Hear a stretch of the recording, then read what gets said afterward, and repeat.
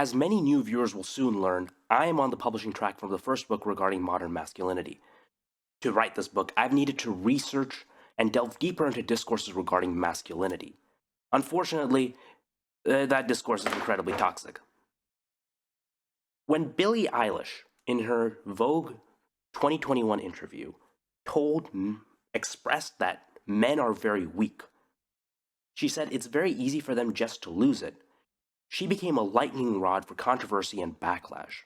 Her exact quote was, "You expect a dude not to grab you if you're wearing that dress. Seriously, you're that weak. Come on." In the context of that, those photos and those comments became the lightning rod for exactly the kind of controversy an opinionated young woman has. How scandalous, a young woman showing skin. Morons like Steven Crowder were quick to jump on her. But Billie Eilish is right. But Billie Eilish is right. Men are very weak. And that's why I began writing my book and making this essay. Men are weak because we made them weak. And that brings me to the thesis. Patriarchy, bad. One of the saddest things about patriarchy is the commodification and control of sex. Sex is feminine. I say so with the utmost respect. Whether it's a frivolous hookup or an intimate soul bonding, sex is the physical manifestation of intimacy, decadence, human connection, and emotion. Those aren't inherently masculine traits. In fact, we associate those with women. Society in which women's status is equal or greater than men tends to be characterized by less conflict, greater social harmony, and higher levels of sexual interaction. Christopher Ryan. Sex is used as a tool in the creation of intimacy. We use it to define relationships, understand people better, and enjoy our time with other people. Sex is the feminine counterpart to the masculine competitive sports. Bonobos, our closest primate ancestors, have the correct understanding for sexuality. In a society where food is abundant, they live a peaceful life where sex is used to communicate and solve conflicts. Their hierarchy, in contrast to the chimpanzee, is very flat and matriarchal. They engage in homosexual sex so frequently they would make Spartans blush. We don't live in the sex-filled world of the bonobos. We live in the sex-filled world of patriarchy, which isn't so hunky-dory. The masculine is great at commodifying resources. It competes, conquers, and controls. A great incentive if you're trying to compete in a business or a competitive setting. Terrible elsewhere. The history of patriarchy and sex is the story of controlling sex. When the Ten Commandments exclaim, "Thou shalt not covet thy neighbor's wife," it says so in the same breath as "Thou shalt not covet thy neighbor's cattle or land." The implication is that women are property, that they're commodities. And through most of history, as a key example, rapists were required to make amends not to their victims, but to the fathers and husbands of their victims. Many countries still have laws where rapists can get off scot-free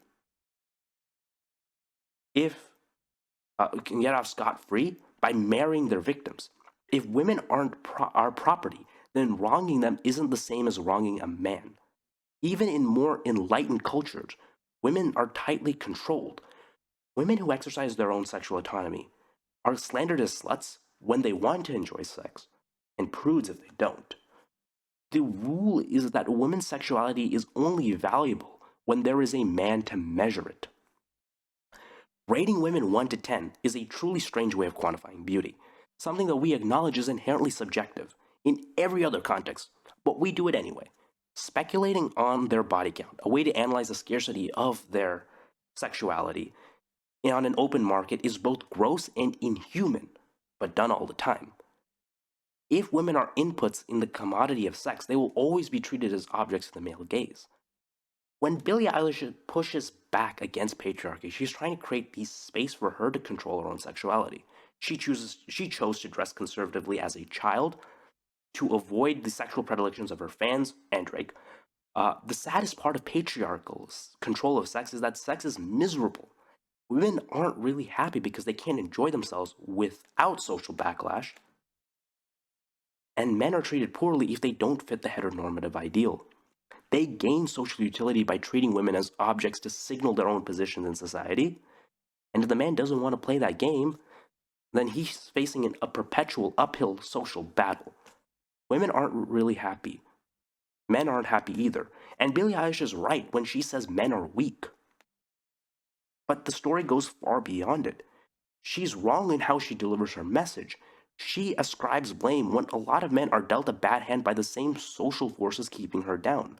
The real solution isn't finger pointing at men who can't control their impulses. It's creating spaces where we can have those healthy relationships with those impulses. Men are weak, but we can be so much stronger. And Daniel, I would love your take on this. I'm curious about like, first of all, something that stuck out to me was like the rating women 1 to 10 thing. So why do you feel like it's gross and inhuman? Because it's something that like I feel like, at least to me, a lot of people do.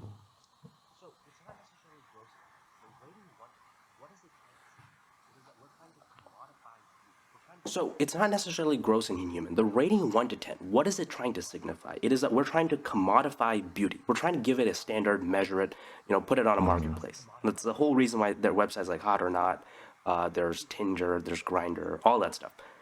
It's just us commodifying beauty in the sense that something beautiful there can be like an objective scale that goes 1 to 10. Where in reality, our attraction to different things is like on a spectrum. You can be both attracted to women who have blonde hair and women who have dark hair. And you can be attracted to them both, but it's very difficult to categorically put them in hierarchies because at different points you could feel different levels of attraction. Sex is a very subjective social thing. Quantifying it in an objective, almost scientific way, But I pseudoscientific, feel if like you will, it honestly at doesn't least make sense and kind of like betrays the purpose of attraction.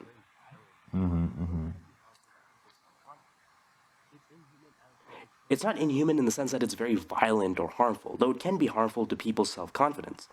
It's inhuman as I it betrays understand the that. very I enterprise of understand sex it's in the very first place. subjective, but I don't think people are trying to like objectively rate. Sometimes you're just like, okay, who is this person to you? Like, like, out, like, I mean, if in math, if something is transitive, like you can give preference to, if something is transitive and complete, and there's like a few like fundamental requirements that I think apply to most ratings, then like it's possible to assign a certain utility to it, aka like a certain number to it. So like if it's if you think person A is more attractive than person B and person B is more attractive than person C, and then that person A is more attractive than person C, then you're actually allowed mathematically to use like a scale, a utility scale.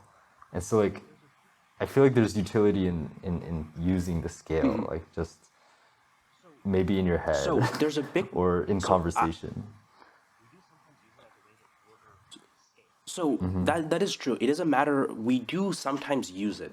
We do sometimes use it as a way to order scale, right? We can order like I find this person more attractive than this person, and we can assign an arbitrary number. The problem is we don't really have standards that are objective or consistent, right? You could be attracted to some. Like I'll give you an example. Two celebrities, they both could be incredibly beautiful women, coveted by all men. You and I could rate them as different numbers. It's subjective to us. But women who share the same characteristics, but for some reason doesn't click with us, maybe they smile in a weird way, maybe they could have other physical characteristics, maybe their social utility is different, maybe they have different personalities. We would find varying levels of attractiveness. We don't have a consistent and set rule. We normally consider that women with smaller noses are more attractive, or less noticeable noses are more attractive. But there are many women who have prominent noses and they're still very attractive. So it's very difficult for us to quantify objective standards, but the very fact that we But I feel try like very people who hard do to this, is and like in the process of honestly, commodifying sex. I sometimes do it with my friends just like for fun. It's not like serious at all. It's literally just like joking, like oh, blah blah blah. And also like I think the word objective is kind of Yeah. tricky because it's not like there's like objective attractiveness obviously because like depending on who you are, like if I was a snake I would not find humans attractive. I'd find snakes attractive and we don't find snakes attractive, so obviously it's beauty is in the eye of the beholder. But I think sometimes what we mean by objective is what we what we estimate is the average level of attractiveness in the eyes of like the human population. So it's that there is objectiveness in that, I guess. Yeah, that reaches. th- Well, so that's an attempt at being objective, but Yeah, I would argue that we don't really need to be objective when it comes to beauty, yeah, I agree. I mean, right? There's no point in being objective to beauty. It's an exercise in futility. Likewise, rating women 1 to 10, it can be totally fun. You could do it for frivolous reasons, and it can be completely harmful. The problem isn't, oh, you rated women 1 to 10. It's that rating women 1 to 10 is part of a larger problem, larger narrative of the commodification of sex. You aren't guilty of mass egregious crimes against women by rating them 1 to 10. could But you it's just expand the on that? same That's line of actually a very thinking interesting point. extrapolated leads to a lot of the control of women. So I'll give you an example, right? When we talk about sex, especially when it comes to women, let's take Marilyn Monroe. She was very popular, but she was almost always viewed as a sex object. Every man would covet her. And the fact is, she was valuable not because she could express her own sexuality, not because she chose to. That sexuality was orchestrated. If you watch The Boys like I told you to, there'd be an awesome example I could pull from there. But in general, we see this in media, right? There's a common criticism that a lot of conservative women have towards media is that, oh, if women just flaunt their sexuality, that doesn't necessarily mean that they're empowered. They're objectifying themselves, which is exactly what we should be trying to do. When women have control over their own agency, how they're perceived sexually, whether they want to be modest and demure, or whether they want to be extravagant and sexual, that should be in the power, that should be in their hands. That sexuality should be a Yeah, part of I mean, I agency, agree with not that, but necessarily a like, what do you mean by commodity. commodity? Does that make I sense? feel like that's, I don't understand how that applies here. So, Interesting. so the commodity, I'm using a bit more of a Marxist understanding of commodity, but commodity is that sex is a resource. It is a tool for social utility, right? If I can brag, oh, I had sex with this hot model, right? That provides me some social utility. I get some notoriety in society, blah, blah, blah. Those things are valuable. And sex sells. You can use sex to market to people, right? Sex has an inherent value in Trade? society because we have allowed it to be commodified. It's something Oh, that we okay. can trade. And because, yeah, so we use sex as a tool of measurement. So it's essentially But a how tool is of this a trade. I was like, commodity? It oh, seems I sort of had just like sex a with her. I'm more signaling, like, popular of than you. status. Oh, you had sex with her. Oh, that's interesting. And then, yeah, so I would argue that anything that can signal status can become a commodity, right? We understand that gold is used for electronic manufacturing. It's a vital resource. But at the same time, we use it to display wealth and opulence. It has a dual function.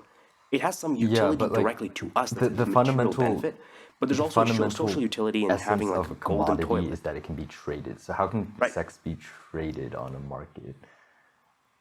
That's what I don't understand.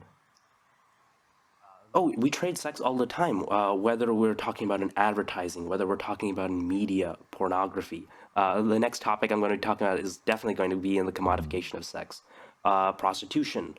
Uh, we have different ways of commodifying sex, right? Even for example, like I'm pretty sure Yeah, you've yeah. heard that, oh, you have to spend so much money on a woman, you have to take her out, and then you have to impress her, and then afterwards she might have sex with you. There's a weird type of transaction, pseudo transaction that's going there. The expectation of patriarchy is that women are almost like cattle. They're a commodity. You need to take care of them, you need to treat them well, and then you can reap the reward, which is sex. It's And if okay. you don't treat her well, she'll find someone Like else, you and then obviously the have cycle to, continues. like you said, So that's what I mean by the commodification of sex. Sex is a treat a tool. woman a certain way.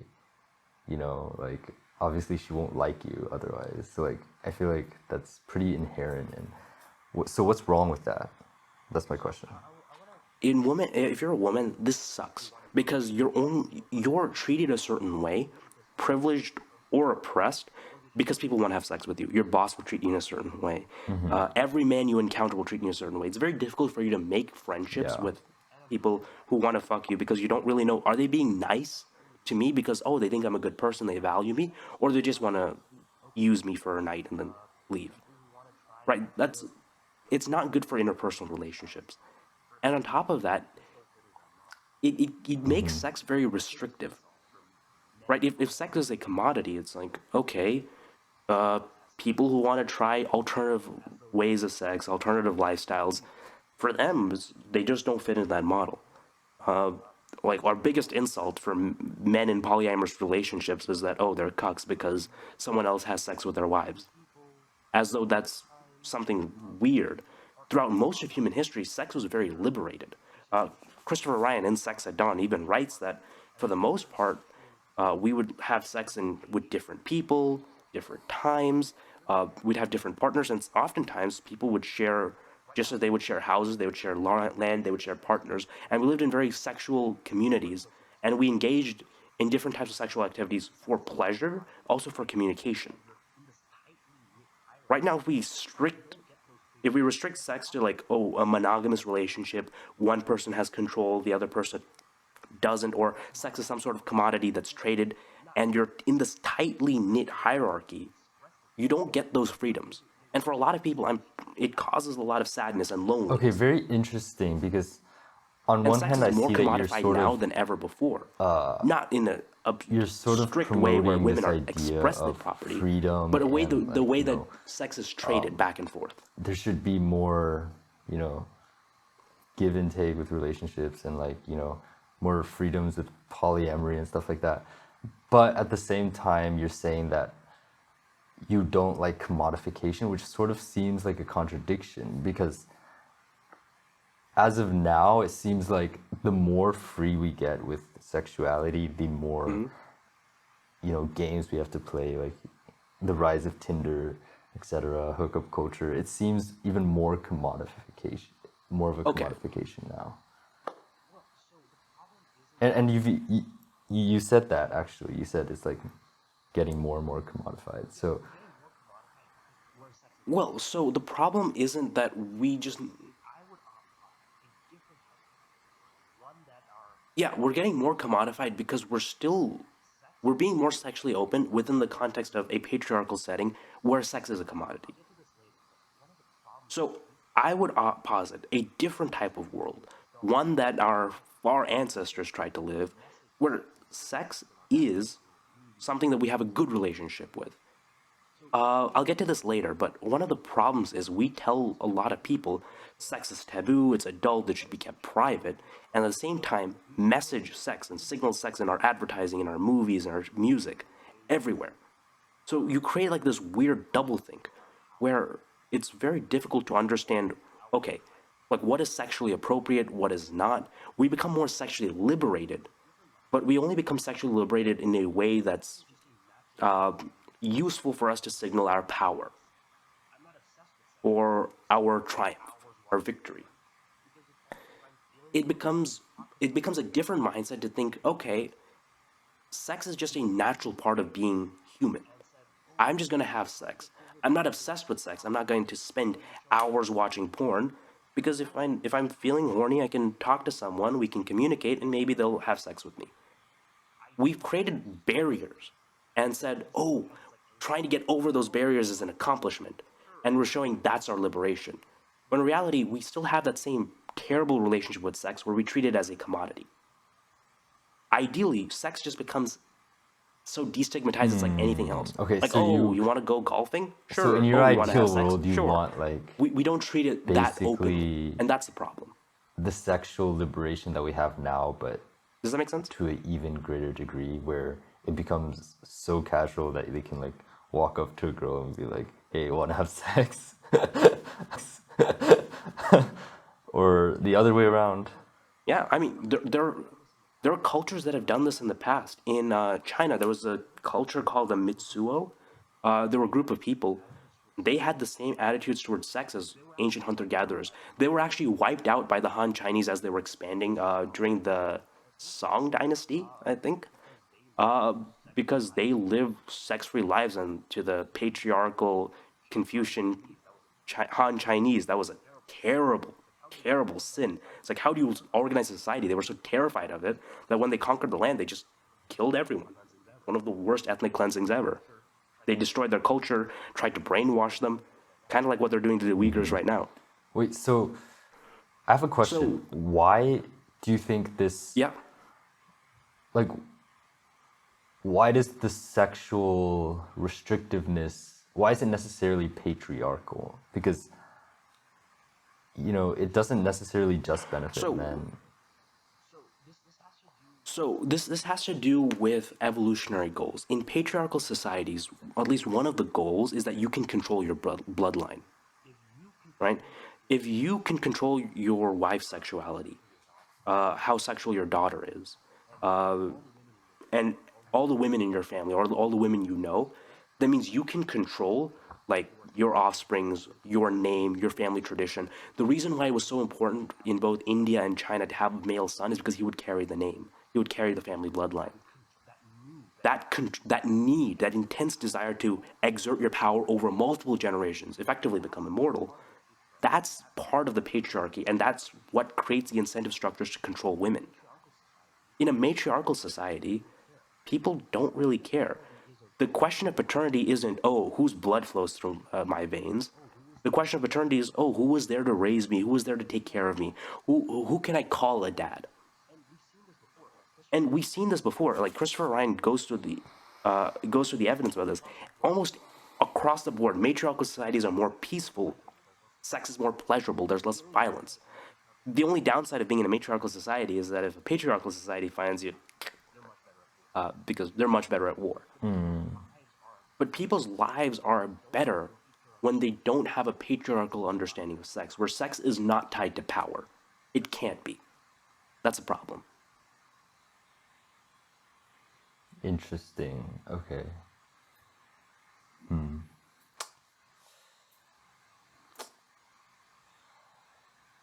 Uh, I'm trying to think of some. It. I can't really explain exactly what problems I have with this line of thinking, but I'm still thinking. Hey, Yeah. we'll get back to it. Maybe next time you can have an entire video dedicated to you just Okay. debunking Anirudh.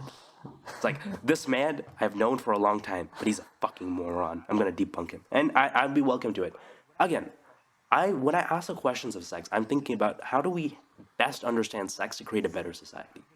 For me, I just really care about how do we become happier, how do we become more free, and so we might be free to sell sex, we might be free to consume sex, but the very action of buying and selling and consuming, that might end Okay, up I making actually us think I unfree. remember what counter arguments I was thinking.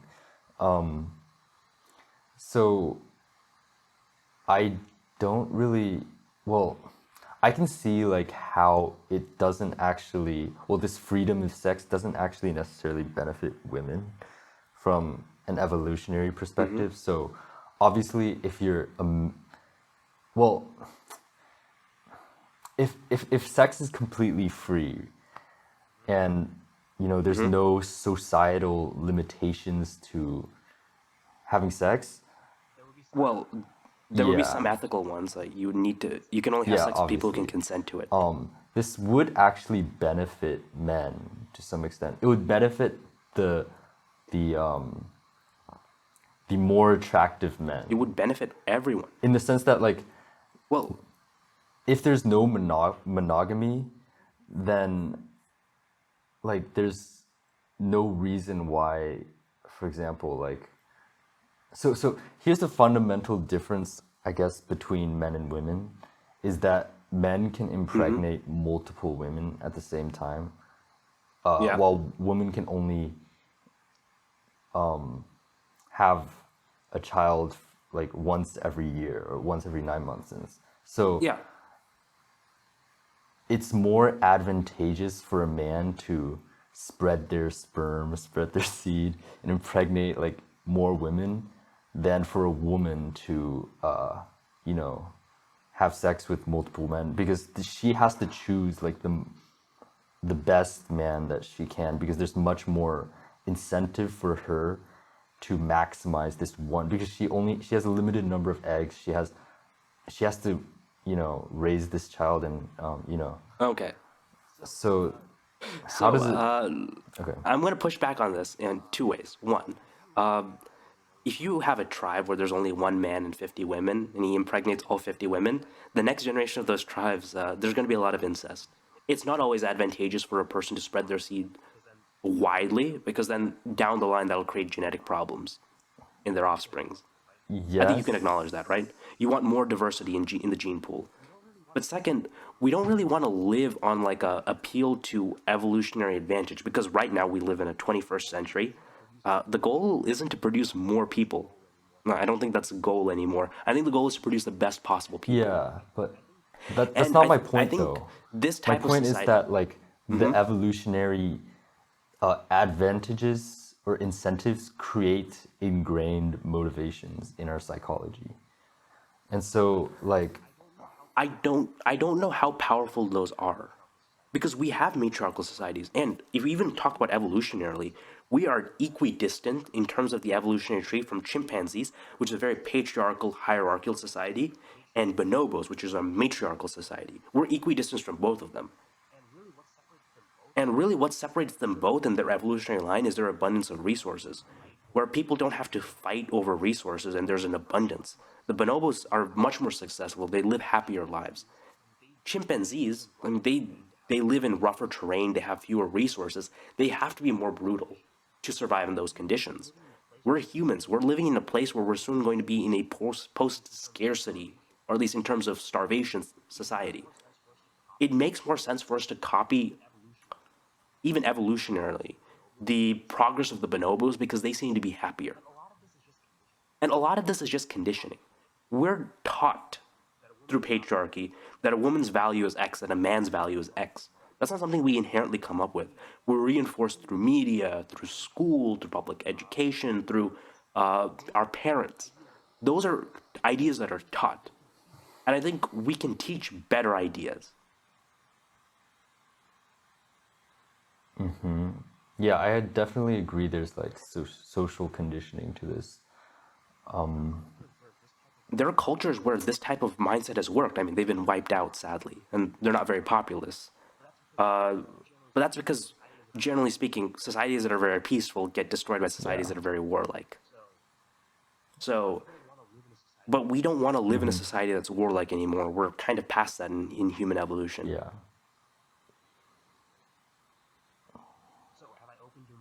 So, have I opened your mind?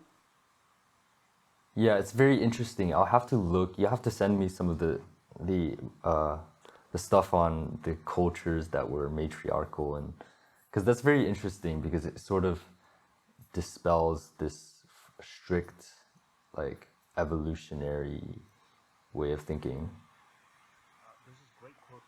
There's this great quote from the book. Or what's this, what?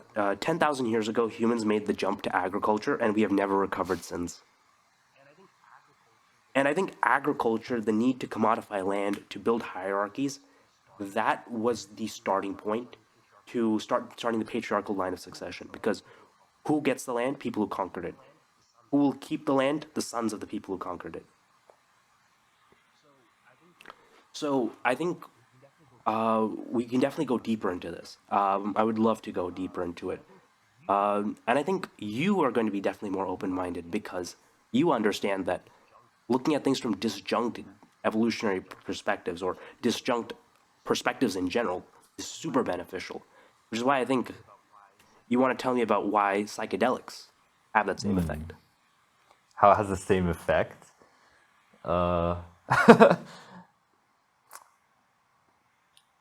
well, I do have many things to say about psychedelics, so I'll go on to my spiel. All right.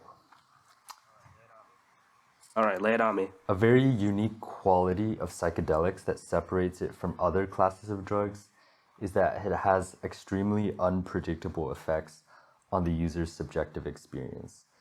If you read the countless number of trip reports on Reddit, Arrowhead, and other forums, it's very hard to find a consistent pattern where you can say, okay, this is exactly what psychedelics do. Some people endure what is known as a bad trip, like me, in which it feels like you are constantly snapping in and out of a delirious nightmare, while others experience this blissful, profound, life-changing moment of utter love and gratitude. Some people even go permanently crazy. They become depersonalized, derealized for years, and continue to suffer in psych wards to this day, while others get a taste of the non dual experience, starting them on their spiritual path. I think this polarity in experience, this spectrum from delusion and terror to bliss and clarity, is what makes psychedelics so dangerous and risky, but also so full of potential. There are many questions that we have to answer before we can unlock the true healing power of psychedelics. We first have to figure out who is most at risk for going insane. We know at the very least that people with a family history of schizophrenia should not take psychedelics. But I honestly think you can go crazy on psychs, even if you don't have any latent mental health illnesses. So we need to figure out how psychedelics affect thought process across multiple levels of analysis. We need to know how it interacts with different personality types, how past experiences and PTSD affect your experience, how ideas, religion, setting, mood, music, the people you're surrounded with during the trip, etc., how those affect it. So from my experience, I believe that I can have a beneficial trip if everything is set perfectly. If I'm in the right mood, if I'm with the right people, at the right place, etc. But that's only after I've taken it multiple times and after trial and error and making mistakes and going through bad trips. And I could have very well been one of those people who are in psych wards. So I don't think everyone should have to play this game of Russian roulette to figure out whether psychedelics works for them and to find healing in psychedelics. I think these risks should be taken at the level of clinical trials and not for the public to bear. But happily, I think we're in the midst of this development. A new psychedelic renaissance is finally taking place, and more promising research is being done. With all this being said, I still think that psychedelics probably still have a higher expected utility than, for example, alcohol. But psychedelics are scarier because the variation per dose is much wider. What I mean by this is alcohol has much more predictable marginal effects psychologically. You won't suddenly go crazy, but it creeps onto you because if you get addicted and become an alcoholic, it can ruin your life. But that takes a long time, and in the meantime, it feels like you have control. On the other hand, psychedelics can make you go crazy after one dose. It's something that you feel and notice is happening to you within a span of a few hours. You don't feel like you have control because you don't make the conscious decision to pick up another beer night after night that you do with alcohol. You're just shot into a delirium that you cannot escape. So this is sort of kind of like the reason people are more afraid of plane crashes than car crashes. Because on a plane, you have absolutely no control and you're at the mercy of the pilot. Whereas when you're behind the wheel of a car, you make each conscious decision by yourself. So there's sort of like this false sense of control that makes you feel secure. But it actually turns out it's more dangerous to drive a car than to fly a plane. So I think it's interesting that the law and the culture actually takes into account this illusion of control as a valid reason for viewing alcohol as being safer than psychedelics. So in the hypothetical future, I wonder if, for example, if statistics come out that only 1% of people who take psychedelics go crazy, but 5% of people who drink alcohol become alcoholics, and whether or not the public would actually feel safer or still feel safer with alcohol merely because of this false sense of control. Alas, everything leads back to the question of free will. So, Anirudh, what do you think is the answer to this question? Okay, so I have a couple of things to push back. So I like your analysis that you're saying that obviously things that look scarier are things that we legislate against, right? Plane crashes, scarier than car crashes, but car crashes kill way more people and more likely to kill people. But that's not really the reason why psychedelics are banned. A big reason for why psychedelics are illegal in the United States is because of racism and the drug war. Native American tribes had rituals around ayahuasca and other psychedelics. And a way to destroy their culture was by criminalizing them and making it impossible to get there.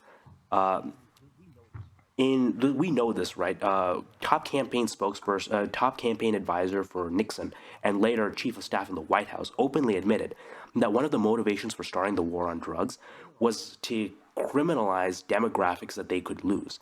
That would be hippies and African Americans.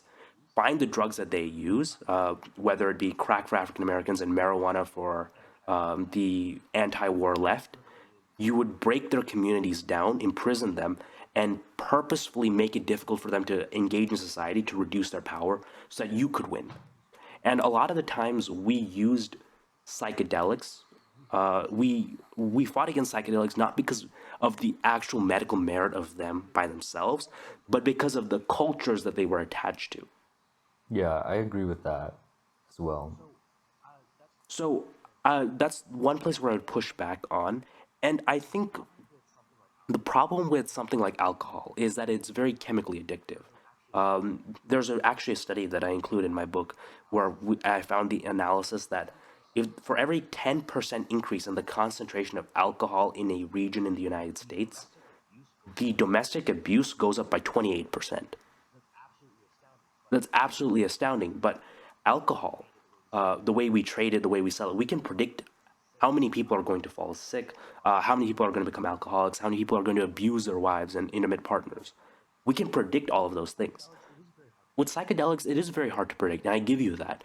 We don't have a lot of good data on psychedelics, and most of the medical trials we do show that it can be under the right circumstances, with talk therapy, with controlled environments, can create benefits in healing people and fixing their mental health. And I do agree that if you're going to do psychedelics, you should be doing it responsibly. Where I would push back the most on with you is the idea there that there is some sort of terror, there's some sort of fear in just experimenting even under bad circumstances. And I think we've had different experiences with trips, so we have different perspectives on this. I'm very much in the laissez-faire understanding of psychedelics, which know what you're getting into, be educated, make sure that they are safe. No one's screwing you, and your supplier isn't screwing you.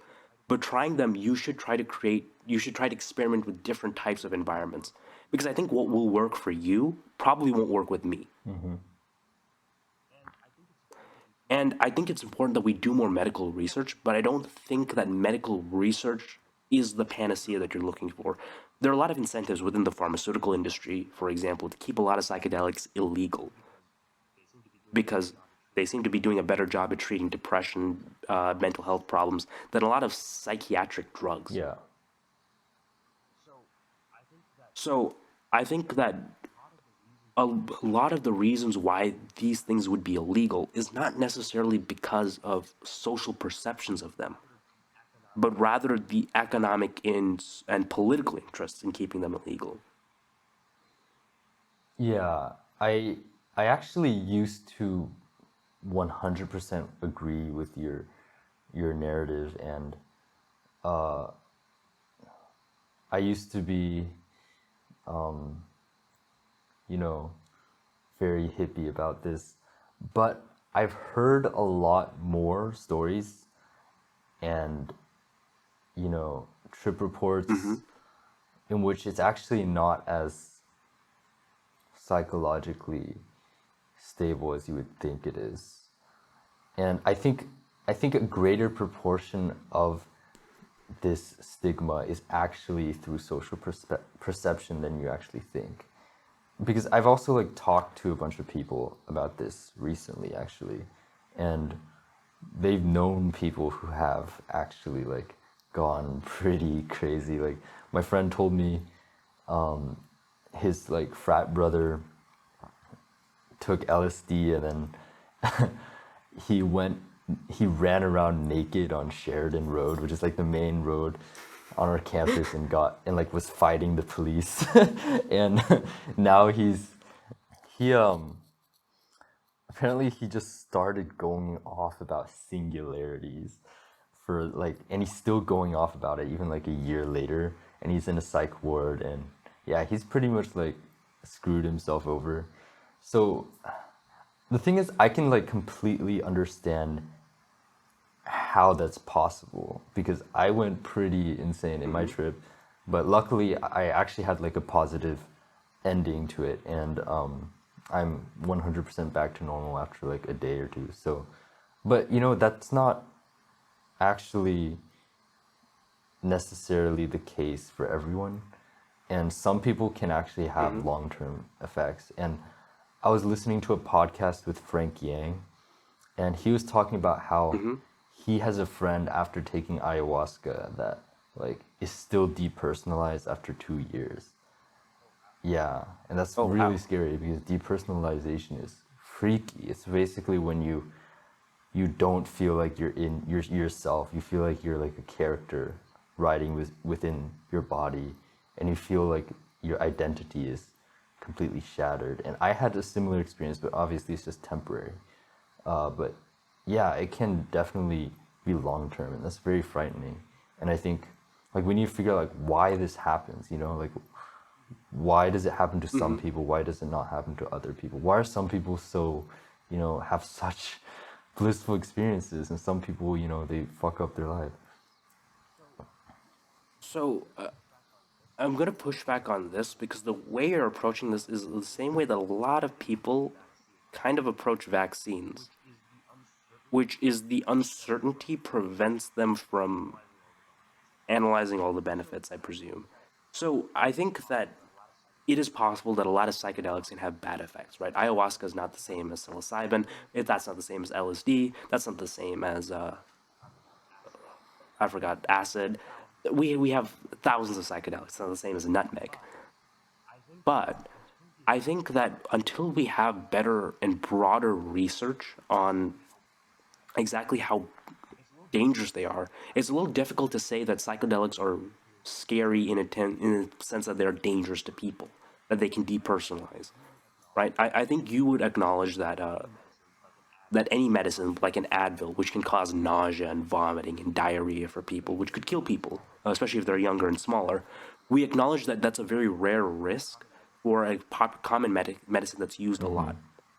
And I think psychedelics, we need to have the understanding that, okay, we still need to do more research on them. We need to figure out exactly how safe it is. Though every study that is shown, psychedelics tend to be so much safer than alcohol, tobacco, even weed. Really, weed? So, yeah, I mean, people, there's a huge case in Colorado where people get behind the wheel of heavy machinery while they're high and they end up killing people.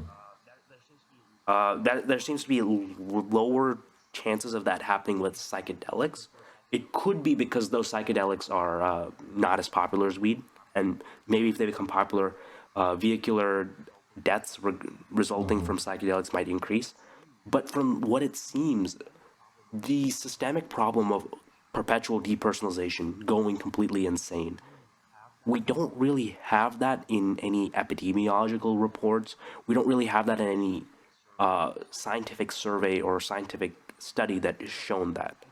So it's very difficult for me to say that psychedelics are dangerous when there is no evidence of them That's being the thing that dangerous. really And confuses me because I actually I could not find evidence either. Like there's no scientific evidence of like the negative effects. If you search up like psychedelics now, like in our day and age, our culture, it's all positive, right? You rarely see like some fear mongering, and everyone like says that, from yeah, yeah, reputed exactly. scientific journals, Everyone at says least. that, you know, all the fear mongering was just because of, you know, there's just lies the government made to, you know, suppress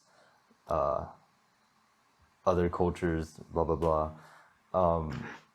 But we know from anecdotal experience, from trip reports, that there are cases. And it just seems like it's kind of weird because usually you would find the negative effects in scientific literature and people gloss over it. But it's kind of the opposite here, where anecdotal reports are mixed, but it seems that the scientific literature is actually very happy-go-lucky, which So doesn't really make sense to me. there could be reasons for that. There could be a lot of good reasons for that. One, when scientists are conducting experiments, they're doing so in controlled settings, and more important, they're controlling what substances they use. I think you're aware of how dirty certain supplies can be on the black market. What if psychedelics cut with other things like fentanyl or other drugs, which shouldn't be mixed together, are being taken together, and that's what's causing the negative side effects?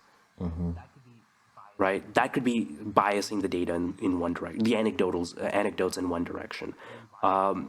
The environment that people take them in, the mental state that they take them in. There's so many confluence of different factors that could be skewing the anecdotes, which in a responsibly done scientific study are not happening. So I think that if you do emulate psychedelics in the places where it's legal, of course, in the same way that a lot of scientific studies with psychedelics have been done, I think that might be the most responsible way to do it, first of all. And I think that's a way that you can avoid a lot of the anecdotal fear mongering. Because how many people actually take psychedelics responsibly? Yeah, not many. And how many don't? Yeah. I can say from personal experience, I did not take them responsibly. So, I mean, I was not completely yeah. irresponsible, but not Here's the perfectly thing, I responsible pretty either. much agree like 90% with what you're saying, but do you think we should allow everyone to try it? Or allow everyone to, it to be like completely legal for 18-year-old and above, or 21-year-old and above?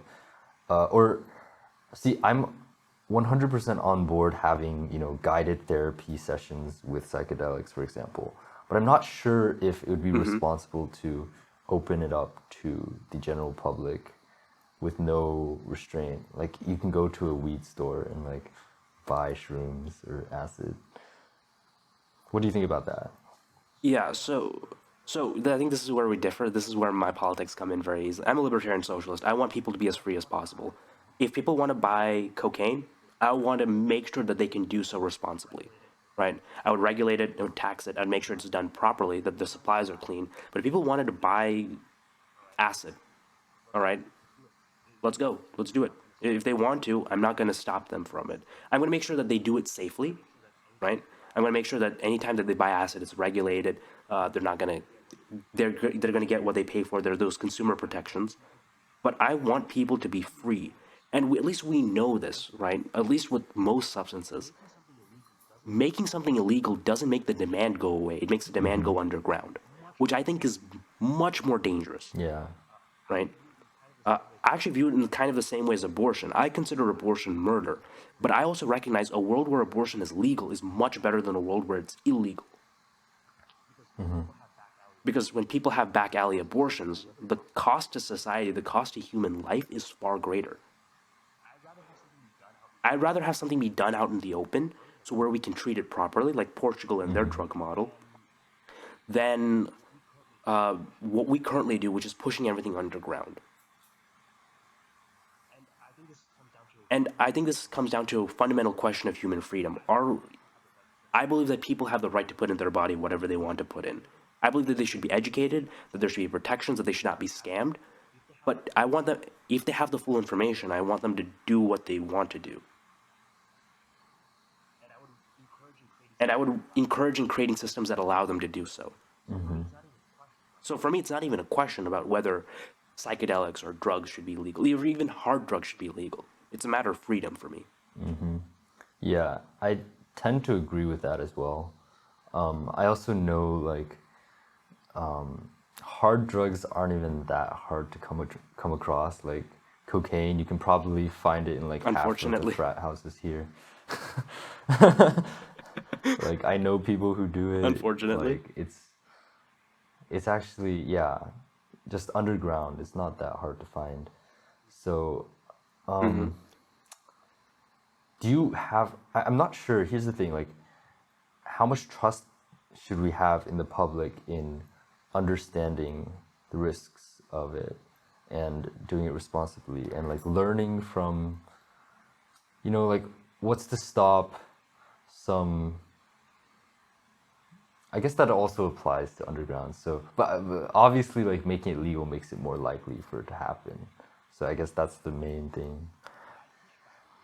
I'd push back on that because, at least in Colorado, they found that after they legalized marijuana, teenage usage of marijuana decreased by about Oh 17%, I wow, believe. Yeah, because, I mean, think about it. Kids like to do things that are cool and edgy. If you make marijuana illegal and you see your parents doing marijuana, it's no longer cool and edgy, that's it's true. lame. But I think this is the fundamental question about freedom. We trust people to drink alcohol. We trust people to be in places where they have the opportunity to both drink alcohol and drive. A lot of them make poor decisions, but most people make good decisions, right? In economics, we assume that most people are rational actors, that they act in their self-interest. I think we can make that same assumption here. We can assume that most people will do a little bit of research before they find out what they get into. And I think that this is ultimately like a question of personal agency. People have the right to protect themselves. People have the right to inform themselves, and people should have the right to put whatever they want in their body. And whether or not people are capable of doing that, that becomes a place of public policy. If we notice that people are not getting the full information, then it makes so much sense for us to do public policy campaigns, PSAs, to do Mm-hmm. that, right? I'm fine with making smoking legal. I'm fine with making tobacco legal. But I am also fine with putting packaging on tobacco that says expressly, if you smoke this, your chance of cancer will increase and you will die. Right? I'm fine with sending that message. Right? We're informing the consumers. We're creating social policies. We're creating social pressures. We're not stopping them from exercising their rights. Mm-hmm. Public policy should exist in order to condition good outcomes, not to restrict freedoms, Hmm. or not to restrict total Okay. freedom. So we should commodify this. Commodify the It's already commodified. We just need to commodify it properly. yeah. Then Yeah. I think And this. look, oh, you were saying? I was reading some of your essays. You talked about pornography, right? So Yeah. that's a very interesting thing because if you're, libertarian about this, you'd not care about the, or well, you would care about it, but you would trust the people to make the right decisions on what they, what they watch online. But do you think it's good that that's the case? Do you think it's good in that, like 10-year-olds are being blasted with advertisements of, you know, titties? So that's the thing, right? It matters in how you handle it. And I think from one sexual topic to another, let's get into the hot tub meta. Daniel, do you know what the hot tub meta Well, is? I read the article. Did you know about it No, I did before not. 24 hours ago? No. Uh, I envy you. The hot tub meta is a phenomenon on the streaming platform known as Twitch. The platform is the home of streaming Let's Plays and other video game related content. In recent years, its IRL section has grown and it's now the hotbed of the latest wannabe internet stars. Hopefully, one day the dialectic will be on Twitch. Coming Yes. soon. Metas, as they're colloquially known, are strategies for attractive women to gain attention on the trending pages.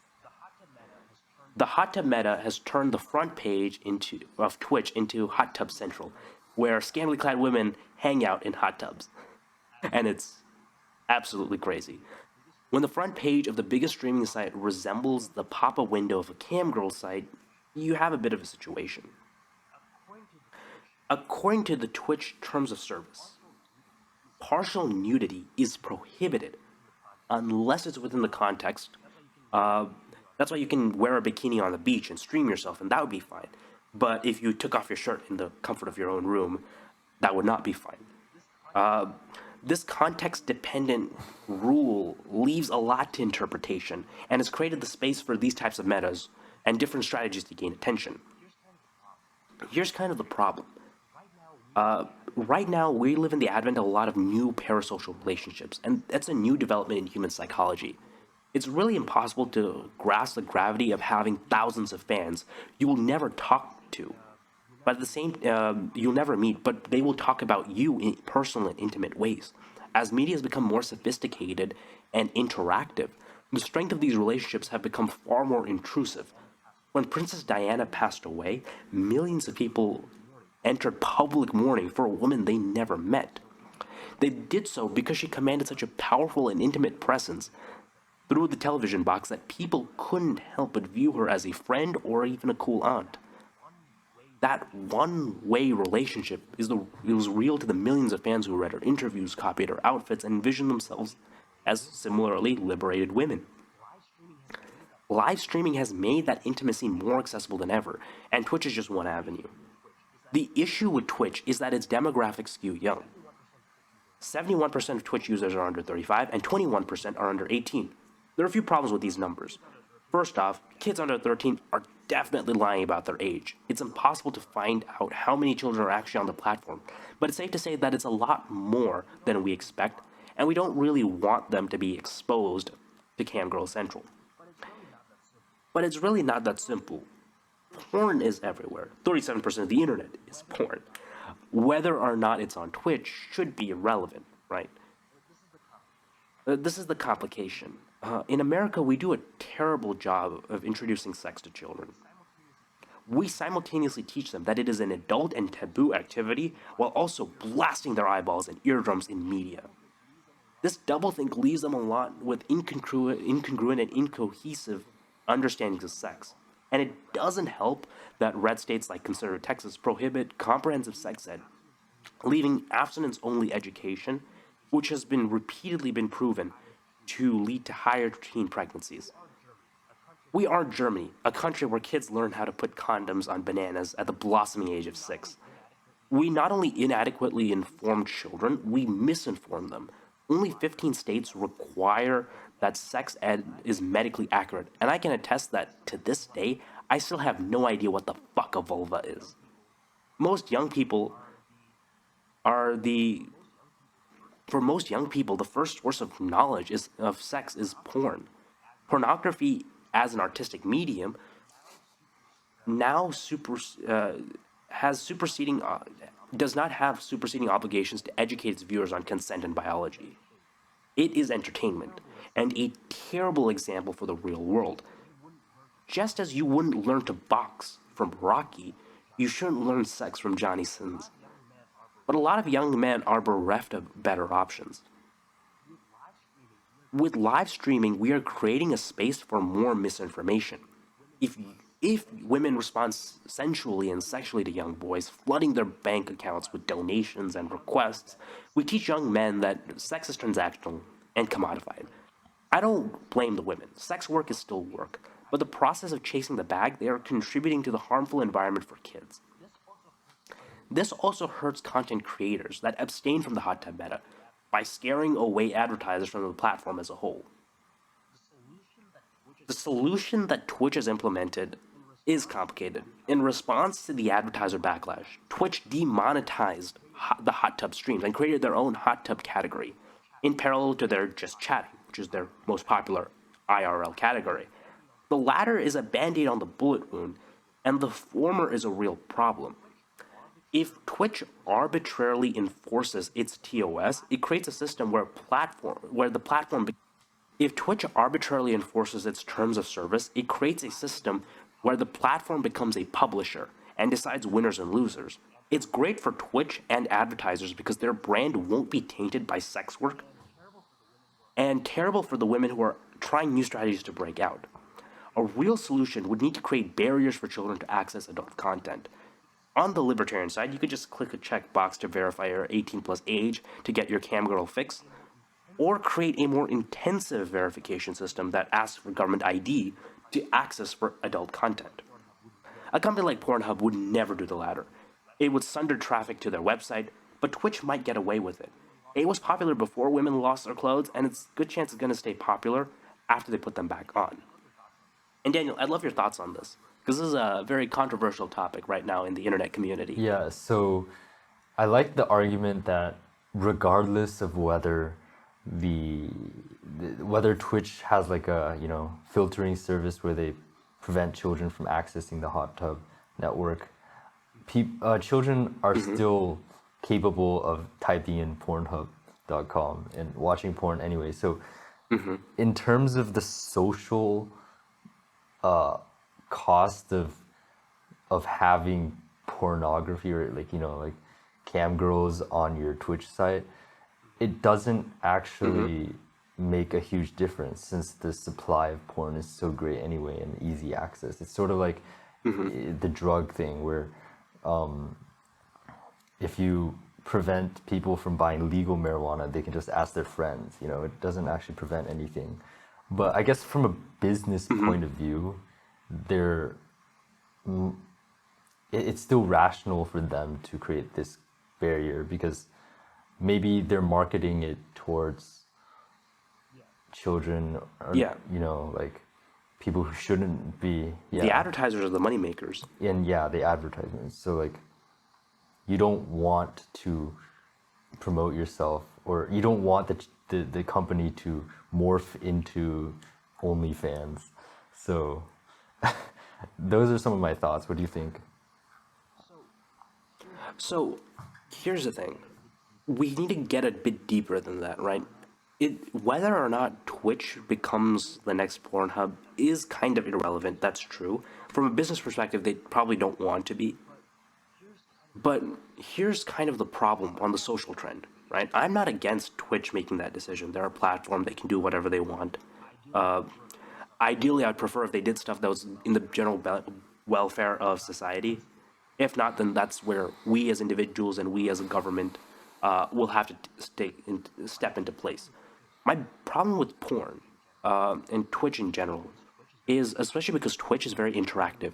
Like a woman will scream out your name, "Oh, thank you so much," blah blah blah, and then she'll make the heart sign. This is something that some of them have done. They made like a heart sign where they squeeze their breast together and say, "Thank you for the donation." Simple stuff like that. But for like a young impressionable child, especially a young man, that means something because if that's the only interpersonal interaction with sex, it's one thing to watch porn, but that's just a thing there in front of you. It's not interacting with you. If the first interaction you have with sex is one that's transactional, you kind of reinforce the idea that Yeah, sex is exactly. commodified. And you recreate those same harms that I mentioned about earlier. I want people to have good relationships with sex. And I think we need to do a better job of educating young people. And I think if Twitch really wants to make a big difference, here's what they should do. They should create like some sort of series that gives sex ed for free, or some sort of tool that gives sex ed for free that at least creates some sort of environment for children to understand what they're looking at. Sorry. Now, I think it's a band aid on a bullet wound. We need larger societal trends for that to happen. Uh, but I think we need to push for better understandings of sex and better education in regards to the use of sex and expression of sex than just whether putting it behind a paywall or throwing it away or banning it from the platform. Because here's the problem: Twitch discriminates against different people. If men show nudity, it's less acceptable than if women show nudity. So there's a discrimination and arbitrary nature of how these platforms enforce their content, and it's very difficult for a cohesive strategy in order to deal with this. And I think dealing with that is a little tough. Yeah, I think I also recently found out about this thing where like girls, if someone donates, they actually interact with the donator and their online fans. I actually didn't know about that until recently, but yeah, it's kind of sad that like they're so desperate for attention and affection that like they have to. It's basically like prostitution, except to a lesser degree. I mean, it is Yeah, prostitution in all yeah. but the most physical way. But again, sex work is work. So, There's a demand for something, people will pay for it. It's a do sad you state of think affairs. prostitution should be legal? Yes, for multiple reasons. One, I think it'll make it a lot harder for women to be trafficked. There's a big Yeah. problem, at least for sex workers, is that if they're abused by one of their clients, it's impossible to go to the police because the police find out they'll get arrested. Mm, So you can. It's why sex workers have such a high rate of being murdered. Why sex workers are dealing with higher rates of sexual assault, it's because they're in a place where their work is yeah. so illegal that people can abuse them. Uh, again, same thing as drugs. If something is brought into the public sphere and regulated properly, you make it a lot difficult for abuse to happen. It's I am hoping that if sex in the world where sex work is legal, the trafficking of children for sex is going to be a lot less Hmm. because a lot of people who would go into less savory places might end up just going to more Yeah. legal ones where we can verify that people are a certain age to consent to sex work. Again, I want people to have good relationships with sex. Making it illegal, controlling sex, doesn't fix that problem. It really Yeah. doesn't. So how does this relate to Twitch? Because if you think prostitution should be legal, then do you think the hot boxes should be freely available? So, one thing being legal and everything goes are, I think, two different levels. Being sex work should be decriminalized and legalized, but there should also be systems to make sure that it's done properly. Like, I would love that if to access adult content, you needed to prove that you were an adult beyond just checking a box. Steps like that would be more useful for keeping adult content away from children who aren't there to understand it. That's one strategy. We could have the larger societal strategy of do what Germany does and start teaching sex ed to kids as young as 6, right? Because at that point, like I want you to imagine this, right? Kids can look at kissing on screen and not think, "Oh my God, that's so taboo," blah blah blah. Most kids will actually just look at that and think, "Oh, ew, Hmm. gross," right? But they see kissing from a very young age. They know what it is, right? If we do the same with sex, and kids will just be like, "Ugh, sex so boring." That'll be like a perfect outcome. We want kids to not like the idea of sex, but they should also know what it is. One of the best arguments for teaching comprehensive sex ed as young as possible is that you give children tools to explain if they're being abused. A lot of children are abused by family members, people, adults in their lives, people at their church, because they don't have the tools to explain what is happening to them. And by the time Hmm. it Hmm. escalates to a point where it causes serious harm, it's too late. We Yeah. can't really do much to repair them. If we give children the tool to the knowledge to explain what's happening to them and the power to fight for themselves, that advocacy is very important. When I talk about freedom, I want people to have their own freedom, but to be able to fight for themselves, right? I want children as young as 9 years old to learn how to handle firearms, but I want to make sure that that's done in a safe and responsible way. Because if children understand from a young age that firearms are dangerous, that, oh, they're not toys, that you can't play with them, that you should have proper trigger discipline, you shouldn't point them at people, then we start creating the environment where they don't abuse it, where a kid doesn't see his dad's gun and think, oh, that's cool, and end up Hmm. shooting himself. Yeah. I want to educate properly. And I think that we do a very bad job with pornography because for most children, pornography is a teacher, and it's a very bad one. Do you think there's negative effects of so I've always been a little bit confused about why exactly parents don't allow their children to know about sex until a certain age. Like, other than the fact that like you obviously don't want your kids to just like have sex with people when they're like, before they know what they're Mm-hmm. doing. But I mean, are there, and do you think there's any like negative psychological effects of like, for example, a kid getting into porn at like 13 years old or something like that? I think there are a lot of psychological effects to porn, but a lot of them happen with us not having a good relationship to it, right? What is the real difference in terms of like aside from like pregnancies and STDs, what's the real difference between kissing someone See, and that's fucking the them? problem. I think there might be like because sex is so pleasurable and so powerful, there might be potential for some deeper psychological problems if a kid, like even if we do it right and like educate them with like, you know, so that they know exactly what they're getting into, like they know exactly like how to prevent STDs, use condoms, stuff like that. Like there still might be psychological problems, but I'm not sure of that. I don't know if that's actually the case. So it's hard to say that there are going to be psychological problems for that because at least other countries that do comprehensive sex ed, uh, even if you look at states in the United States, Mississippi has the second highest level of teen pregnancies and among the highest rates of STD transmission among teenagers. They have the worst sex ed program of any state in the country. States that have good comprehensive sex ed, places like, I believe, Connecticut, Oregon, they're very good. And at least there, teen pregnancies are lower, STDs are lower. A lot of the measurable characteristics, a lot of the measurable harms are lower when we introduce sex to kids younger in a more cohesive way. So there could be psychological effects of teaching children what sex is at such a young age, but I think either they're so small and barely measurable, or they're so massively outweighed by all the social benefits that happen. Children who are abused when they're young are more likely to engage in sexual activity when they're younger, more likely to engage in riskier sexual activity, and more likely to enter depressive places.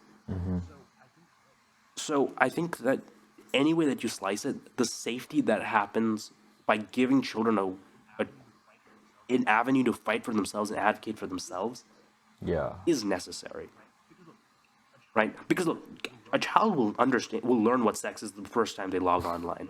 Like they're going to know if they're on the internet enough times, they'll know what porn is. They'll know what sex is, So right? So I think the damage is going to be done either way. I'd like to minimize the damage. So I look at this as a harm So I have reduction a question standpoint. for you. So in the future, if you have kids and you're watching a rated R movie or something, and let's say they're like 10 years old, will you be like, yo, little kid, like cover your eyes? Like, will you do that? I'm just curious. And like, So if I think so, I think this is the why? important thing. Because I think that's I think this is very the important telling. thing. So there's a big difference between just the topic in an abstract and the context in which it's in, right?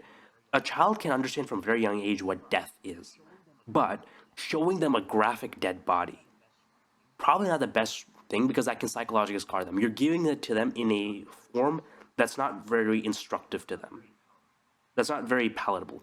You're giving them more information than they can handle and that they have the tools to handle.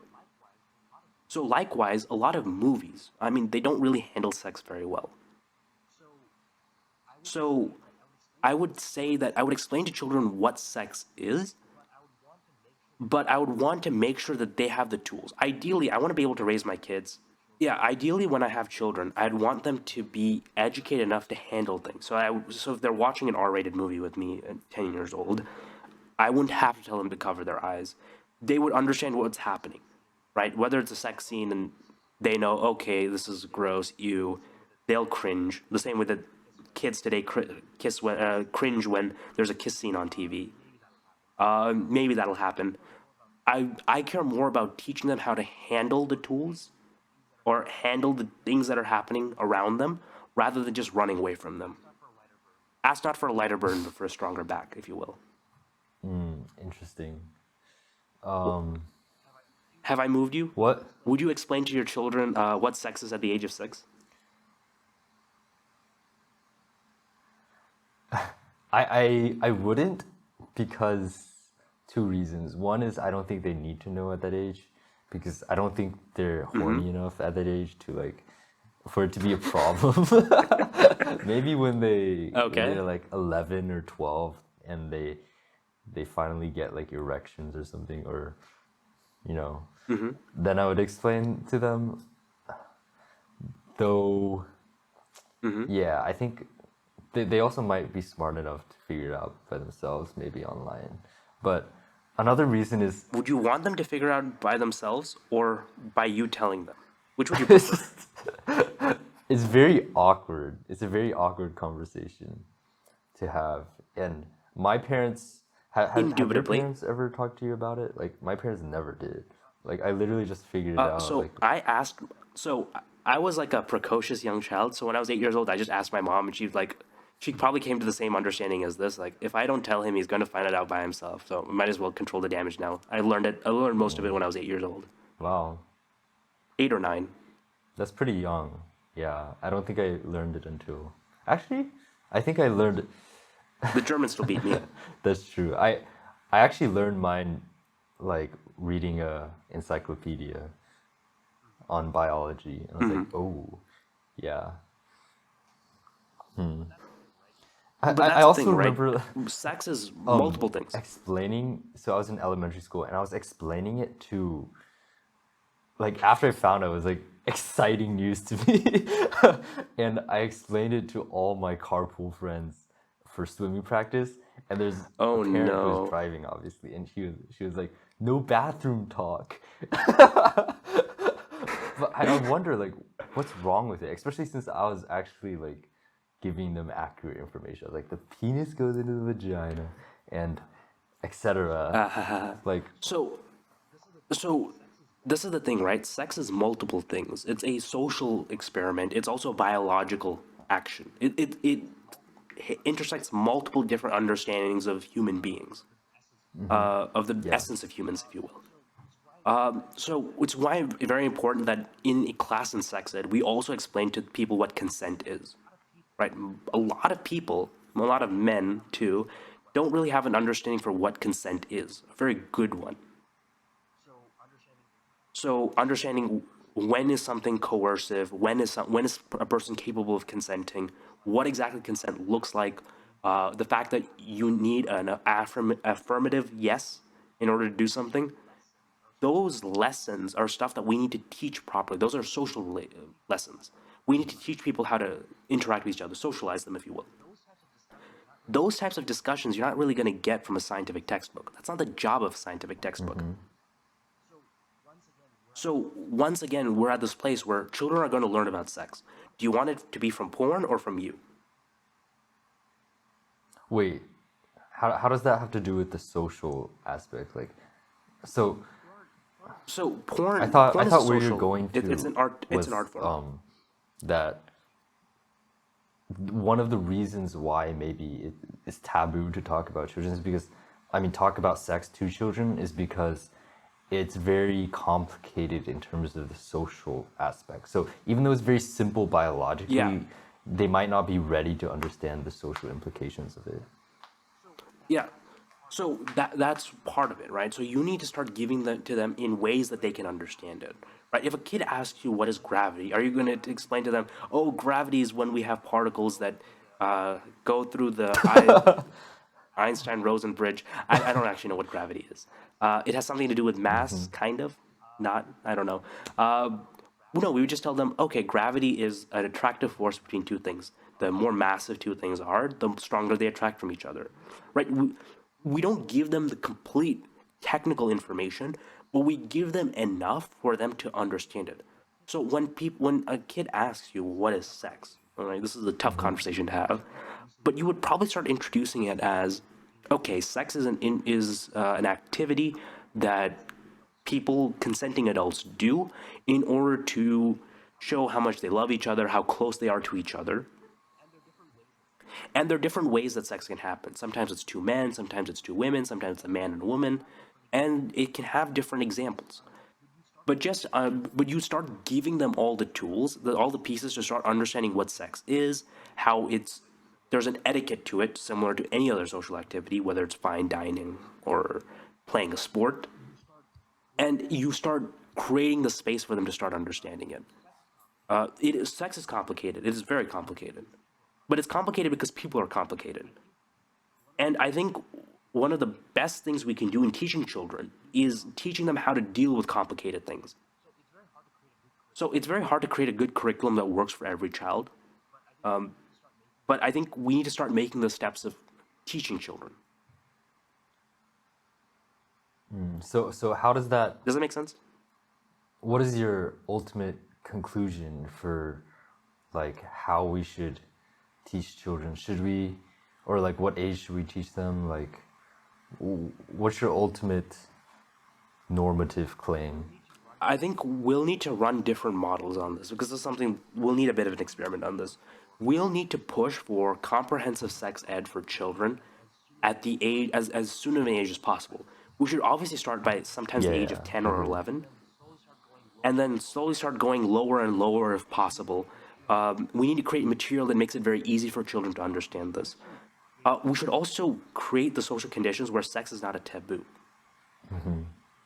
right? Ideally, we want kids to talk about sex as not something intriguing and adult, but something kind of boring and mundane. I don't want to live in a world where children are more interested in talking about sex than about their favorite TV show, just because sex is Do you think taboo that's and no one else will give them do you answers. think that's the case that it's taboo and interesting because it's taboo? Or sorry, that doesn't make sense. Or it's Yes. interesting that it's taboo, or is it interesting because it's like inherently very exciting and pleasurable? So sex is exciting, but the fact that we made it taboo, we did both. We both made it exciting and taboo. That's a double whammy right there. Yeah. You're making it super So this sort interesting of now. If sex is sorry, inherently pleasurable, continue. yeah, if sex is inherently pleasurable, but it's also Yeah. cool, and at the same time you shouldn't do it. Okay, you just made it the coolest thing ever for children. They're not gonna Yeah. stop thinking about it, or stop asking about it, or stop This looking for is it. almost exactly analogous to the drug thing that we are talking about, where like it's inherently pleasurable to, yeah, Sex, drugs, and but at the violence. same time, the illegality and the taboo surrounding it makes it even more exciting. And the question is whether or not like making it more accessible, making it more less stigmatized will actually make things better or not. And I think we both agree that, at least for me, I weekly agree with you that it's better to be more open and free on this for both topics. Yeah. Yeah. Again, there's no clear cut answer. There's just a direction we need to move towards, and we'll sometimes not know if we've overshot it. We'll have to course correct later on, but we need to start moving the direction of making these things more accessible, open, and something we can talk about. Yeah.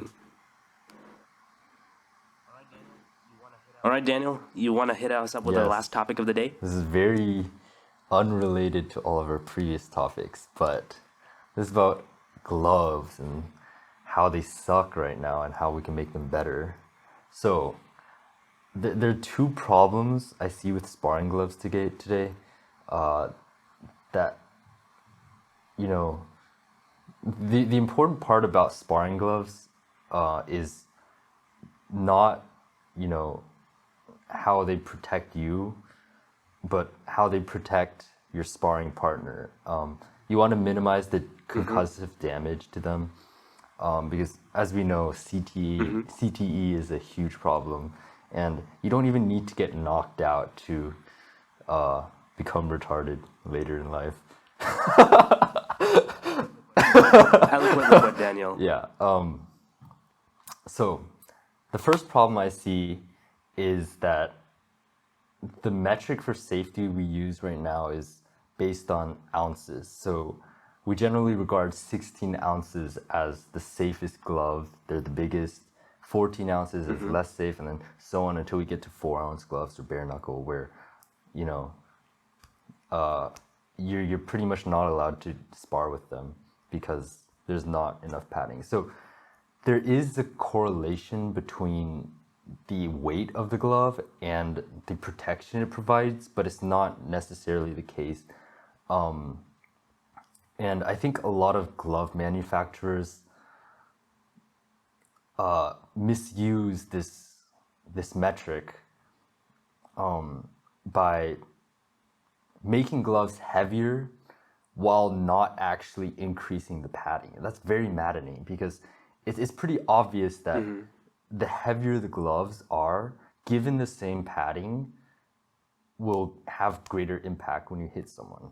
And some people say, okay, but heavier gloves make the punches slower, and so you get hit less and thus take less damage. But isn't the point of sparring to recreate the fight as realistically as possible? Ideally, you would want the punches coming at you as fast as possible with the least amount of damage so that you can realistically train your timing and movement and stuff like that, right? So if you have heavier gloves, you'd either have to punch slower in order to have the same amount of damage as the lighter gloves, or punch at the same speed but obviously deal more damage. So both are worse than just having lighter gloves with the same amount of padding.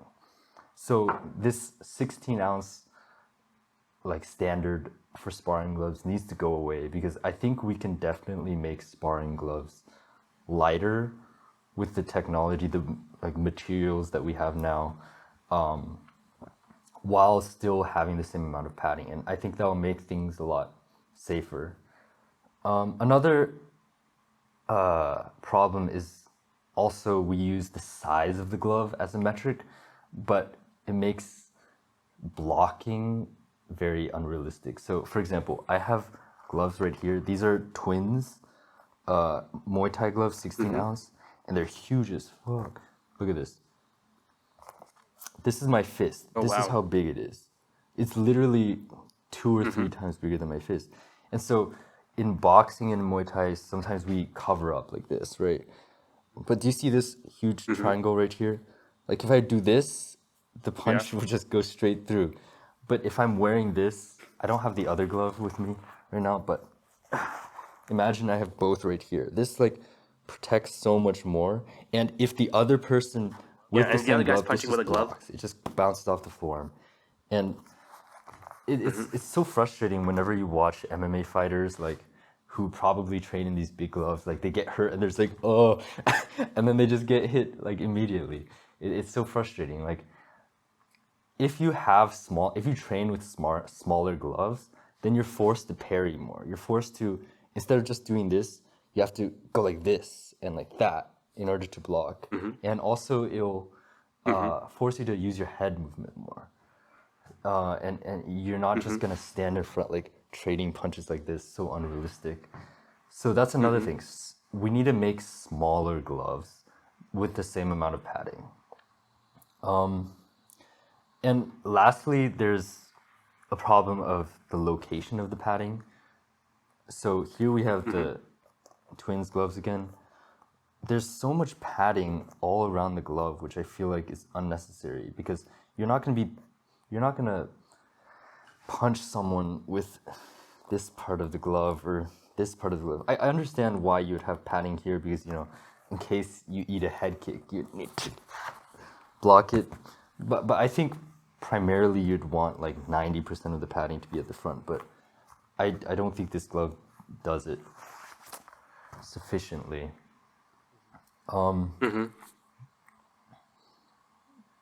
So in summary, the goal is to make gloves that are small, compact, and as light as possible while maximizing the amount of padding in the right places. Another idea that I have is a foam gradient, which means to have softer foam at the outer edge of the padding and denser foam at the center. And the reason for this is, well, I have to kind of go into the physics of this, but basically, let me give you an example. A car crashing against the highway crumple zone. The crumple zone has to be very hard, and it's metal. Like if you hit your head on that crumple zone, you knock yourself out. But a car crashing into it and you watch it, it looks like it's hitting a pillow. Just because the car is moving at such a high momentum that it needs that density in order to actually cushion it. So with if you're doing really hard sparring, you need more dense padding. But if you're doing more light sparring, it's actually better to have softer padding. And so I think it would be very interesting, and effective if we have separate gloves for different kinds of sparring. So if you're only doing touch sparring, I think it'd be very awesome to have a pair of gloves, particularly with softer padding. And then if you want to do hard sparring, you can have harder padding. And maybe you can have a combination of both where you have gradient, like I said, where the outer layer is softer and then gradually it becomes more dense as you get close to the knuckles. So those are my ideas on improving the design of sparring gloves. And I think it's time for the martial arts community to pick up their game. So what do you think of these changes? So here's the thing, right? Pros usually have multiple forms of gloves. But they don't usually designate them between different types of sparring. They have bag gloves, which they hit the bag with, and then they have sparring gloves, and then they have pad gloves, and they have as many pairs as they need. So effectively, what you're saying is bag gloves, gloves where the foam is degraded over time to the point where it's super soft, great for hitting the bag. Those would probably be what we use for light sparring, touch sparring. And the denser foams, thicker, denser foams that are around the knuckles, those go into our more hard sparring. A few times when we need to hard spar as a combat sport athlete, I presume. I think that there's a bit of a problem here, and this is something that I've noticed. I don't know how true it is, but the anecdote is that boxing is far more dangerous than MMA because of the size of the gloves. The more padding allows people to get hit harder and take more hits than in MMA and bare knuckle boxing, for example, where it might not just be the force of the hit to the head, but the number of successive blows. And I think the heavier the foam is, the more hits people will take, putting them in greater danger. I think we've had this Yeah, and I conversation disagree before. with that. You would rather be knocked out. You would rather be knocked out by Francis Ngannou in one punch than go through a 25-minute war with Max Holloway. I think one would be more dangerous to your brain. And that's probably Max Holloway. So if that's the case, having thicker padding where people can take more hits might end up being counterproductive and causing more brain damage and more injuries to the athletes. And I really don't know how to answer this So question. here's the thing. You're comparing the padding. Well, first of all, I actually disagree that boxing is more dangerous because of the padding, actually. I think boxing is just more Okay. dangerous because you're trying to hit each other in the head more than, for example, in MMA, there's various different ways to win. You can submit them, you can go to the legs, you know, like there's way more targets. And so you're getting hit in the head way less in MMA sparring. In MMA, you can get kicked in the head, which is, we all know, is way more force than a punch. That too, I guess. But I think the punches, I mean, the strikes to the head is still like significantly less in MMA than in boxing. I think I also experienced that when I'm sparring. I think I get hit in the head like probably like twice more when boxing than MMA sparring. But another thing is that in sparring it's a different because you're not going full out. And so for example, you're saying that so you're saying that more padding is worse because you're not going to get knocked out, so the fight's not going to get stopped, right? But so you In the training room. what? In the training room. What do you mean in the training room? So I think more padding might be counterproductive in the training room because people might end up going harder on each other and causing more brain damage because they can't necessarily feel the pain or they're protected from the pain. But That is my worry. okay, that makes sense, but but wait, I'm trying to phrase it. I'm trying to It's phrase hard to it. test.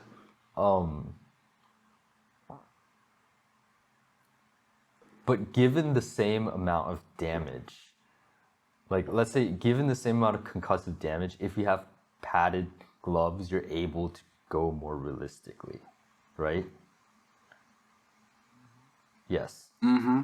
So if you are rational about it, then it makes sense for more protective gloves to protect you more.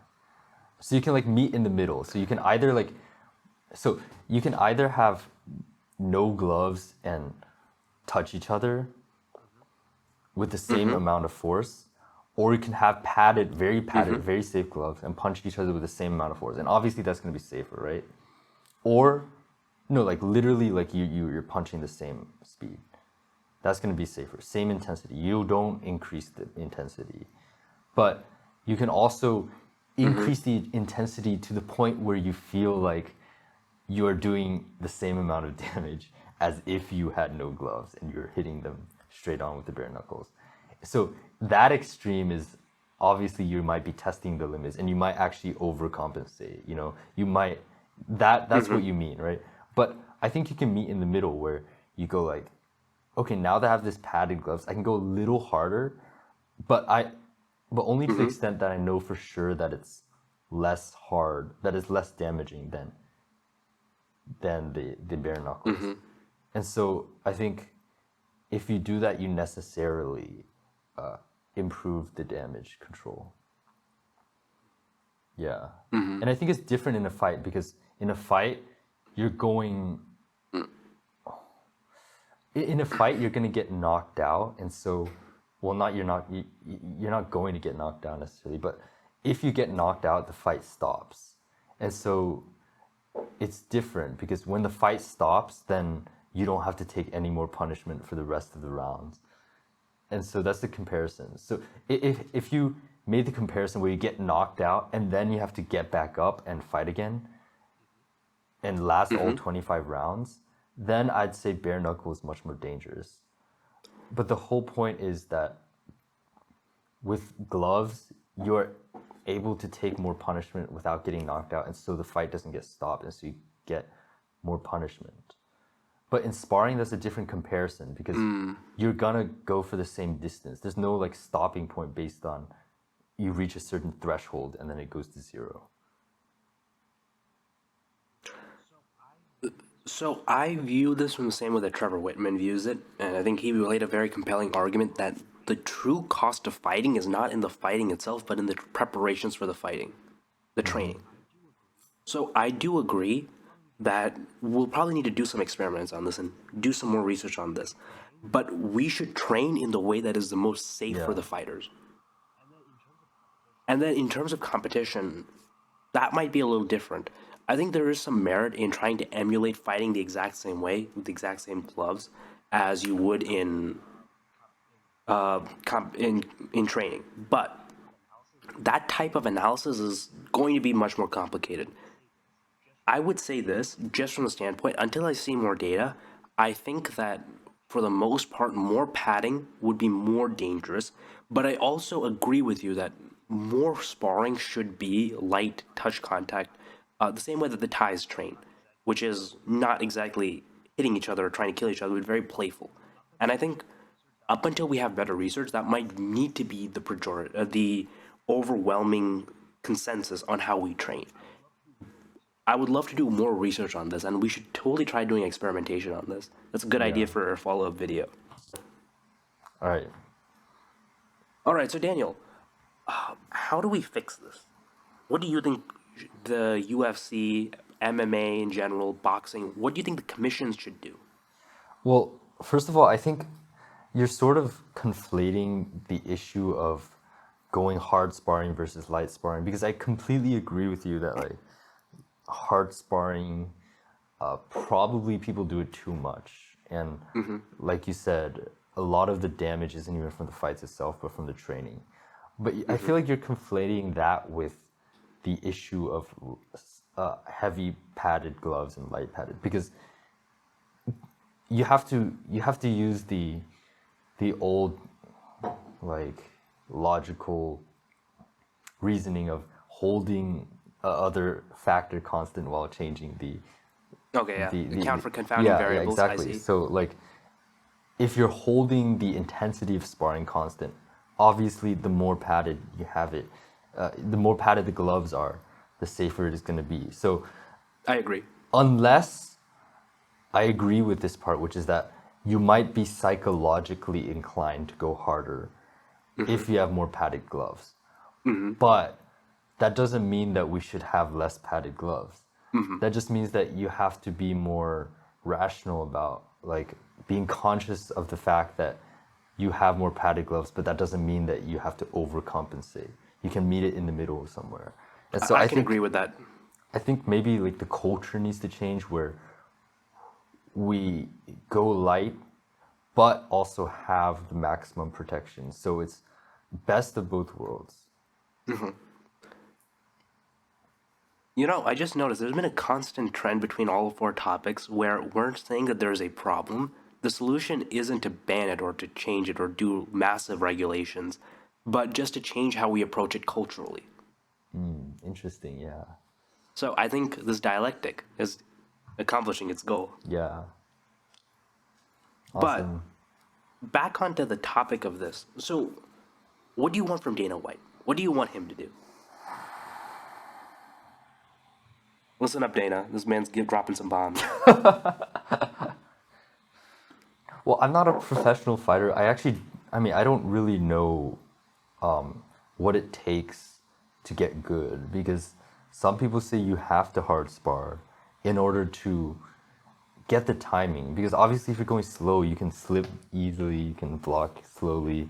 So you have to hard spar in order to get the timing down, get your confidence, get used to getting hit and not, panicking. But I think it's very important that we are I think it's very important to look at the science of brain damage. And it's not even very clear right now. So I think there's a lot of ambiguity, which is making these decisions hard to make. But I think once we get more data on like what exactly is the acceptable level of damage or impacts the head so that fighters don't get CTE in the future. Once we figure out that level, then we can translate that to the intensity of sparring. And so I think the scientific data will make things clearer. But if I were to guess, I think we're probably going too hard right now. Most fighters are sparring too hard. And Look at Max personally, Holloway. yeah, like when I spar with Jeffrey, for example, like no touch spar, I know you kind of disagree with me on this, but I actually learn a lot more when doing that than actual sparring because I'm not in the mindset of, oh fuck, I'm gonna get hit if I slip into this right hand. Like I just slip into the right hand because I'm just testing, like, okay, if I slip this way, like, will I get hit? If I get hit, it's fine. Like, let me just slip a little bit deeper and then I'll get past it. So like, I don't have this constant fear of getting hit, so I can experiment, I can play around. It's like, if you're a piano player and if all of your practicing is, I just activated Siri, okay. If all of your piano practicing is on stage in front of the public and you're nervous every single time you're doing it, you're not going to improve because you don't have the opportunity to be bad and make mistakes because mistakes are necessary for learning. And so I think in the developmental phase of your technique, I think it's very important to have no stakes level of play where even if you make a mistake, you're not going to get punished at all for it. And that's where light sparring and no touch sparring comes into comes. So I think on some level you're right, but I also know for a fact that the best lessons are learned with pain. If you're punished for your bad mistakes, I'll give you an example. I was rolling with a friend of mine from Jiu-Jitsu. His name is Ben. The dude's huge, bigger than me, so strong. I told him, I have this perpetual problem of whenever I go for my single legs or my double legs, my head is on the wrong side. I told him, punish me if that happens. He put me in a guillotine so bad I almost vomited afterwards. But him doing that to me taught me how to keep my head in proper position. So that lesson with pain kind of helped me in yeah, development, whereas thousands of hours of light Yeah. sparring would not have helped me fix that problem, Exactly. and I think may have made it worse. I think here's the thing, like light sparring and no touch sparring is where you develop your hypotheses and then you test the hypotheses in actual sparring. So I think like the ratio can be like 90% light sparring and then 10% you test if the things that you figured out actually work in actual sparring. Goddamn, we're making fighting sound so dull and boring. It's all science and math at the end of the day. Yeah. Yeah. I don't know. We need to do more research on this. This is the kind of topic which we're going to have to visit multiple times across multiple sessions. We're going to have to test our null hypotheses, if you will.